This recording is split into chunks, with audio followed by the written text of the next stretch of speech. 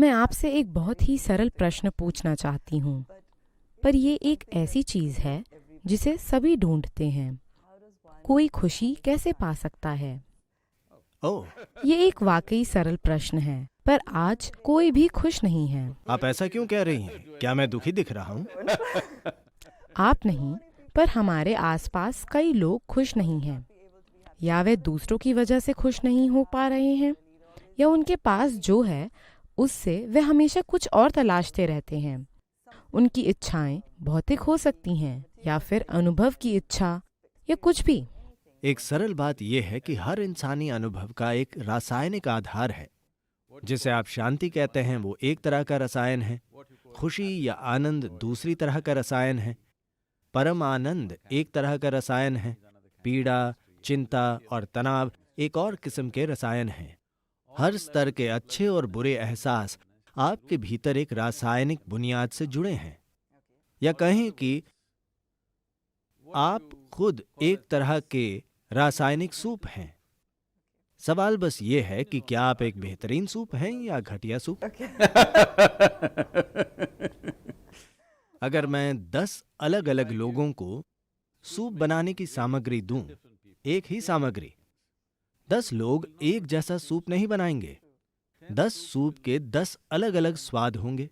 Though the ingredients are same, हालांकि सामग्री वही है। इसी तरह हम सभी एक ही सामग्री से बने हैं, पर देखिए हमने खुद को कितने तरीकों से बनाया है। तो सूप बनाने पर ध्यान देने का समय है, ताकि ये एक अच्छा सूप हो, ये घटिया सूप ना हो। अगर आप आनंद का रसायन स्थापित करेंगे तो आप ऐसे ही होंगे।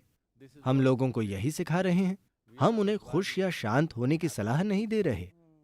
हम उन्हें उनकी केमिस्ट्री को मनचाहा रूप देना सिखा रहे हैं। अगर आप आनंद का रसायन बना लें तो खुश होने की चिंता क्यों होगी? आप खुश ही होंगे। वाकई सद्गुरु, आपने वाकई ऐसा संगठन बनाया है जहाँ बहुत से लोग वॉलंटियर हैं। वे खुश हैं।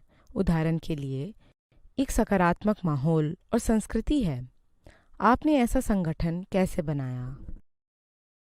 मेरे पास अद्भुत लोग हैं।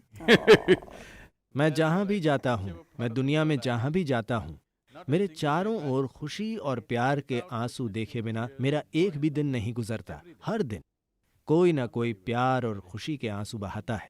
मुझे नहीं लगता कि दुनिया में जीने का इससे बेहतर कोई तरीका है। हम सभी को अपने चारों ओर आनंद और खुशी का अपना घेरा बनाने का प्रयास करना चाहिए, क्योंकि यदि आप अपने स्वभाव से खुश नहीं हैं, यदि आप हमेशा दुख के भय के साथ घूमते रहते हैं, जब तक दुख का डर आप में है, आप अपने जीवन में हमेशा अधूरे कदम उठाएंगे, हमेशा आधे कदम। अधिकांश लोगों ने खुद को अपंग बना लिया है बस दुख के डर के कारण। मेरे साथ क्या होगा? हमेशा यही सवाल। जो कुछ भी होता है मैं ऐसा ही रहूंगा।